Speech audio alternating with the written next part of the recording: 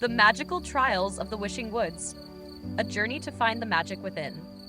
Chapter 1. The Wish in the Rift. Leo found himself counting staircase steps again.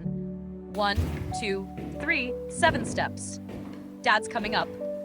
Then the door will close. The yelling, that should start in about 10 minutes. Predicting their fights had become a strange, sad routine for Leo. Every time his parents argued, it was like a broken record playing the same old familiar song in his head. Usually he'd shove his headphones on, crank up some super loud music, and pretend the whole world was just him and his tunes. But not today.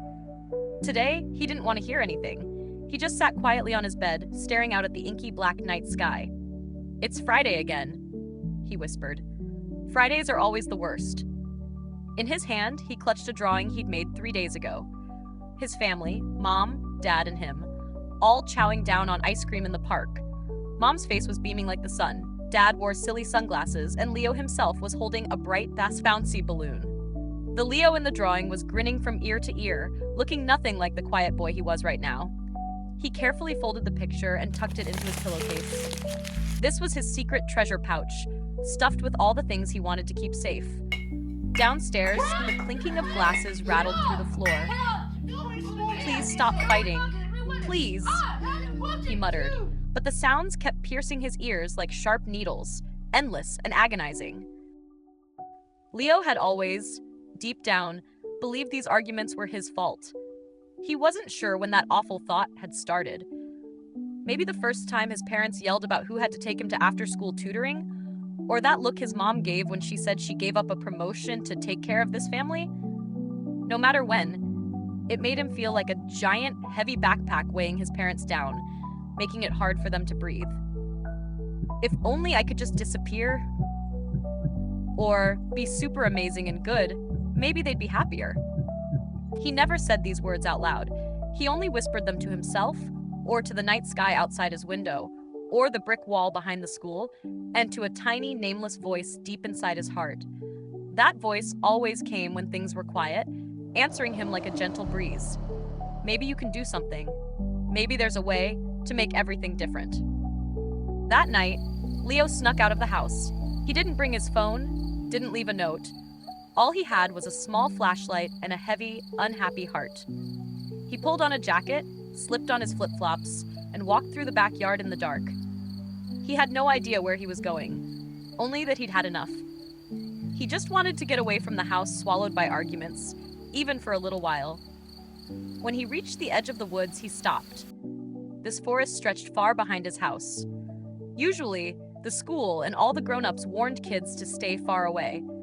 In the daytime, it looked like a dark green blob, but at night, it turned into a silent, bottomless face. But tonight was different. Tonight, the leaves of the trees were actually glowing. No, they weren't just glowing, they were sparkling. Tiny specks of light dripped from the tips of the leaves like miniature fireflies or lost stars that had tumbled into the trees. The light wasn't blinding. Instead, it felt warm and soft, like a voice whispering to him, "You can come closer. We're waiting for you." Leo didn't know if it was his imagination, but he stepped forward anyway. He sat down under a giant tree, a spark of courage flickering in his chest. He spoke to the tree. "If I could have one wish, I wish Mom and Dad would stop fighting. I wish we could be like we used to be, eating pizza together, watching movies on the couch, laughing. I know those things might never come back, but if there's any way, I'm willing to try." As he finished speaking, tears silently streamed down his face. A wind picked up, carrying not just coolness, but a strange, thrilling pulse. Suddenly, the ground gave a gentle shudder. Leo snapped his head up. The air behind the big tree shimmered and rippled like water. A few seconds later, the space between the trees began to glow, and a seam slowly appeared between the tree roots and the air. It wasn't a crack, it was a door. A living door, woven from shimmering, luminous leaves. The door had no handle, but it swung open on its own, as if inviting him into an ancient story. "Leo," the voice returned. This time, he knew for sure it wasn't the wind. It was something truly real, like a voice from a dream, or a character from a book. "Come, if you are willing to step inside, you can begin the real change." He stood up, his flashlight still on, though he no longer needed its beam. The forest itself was illuminating the path before him. Leo took a deep breath, clenching his fists. He didn't look back. He poured all his courage into his feet and stepped into the glowing scene. The moment he passed through that door, the sounds of the forest fell silent. The entire world seemed to hold its breath. And then, everything changed.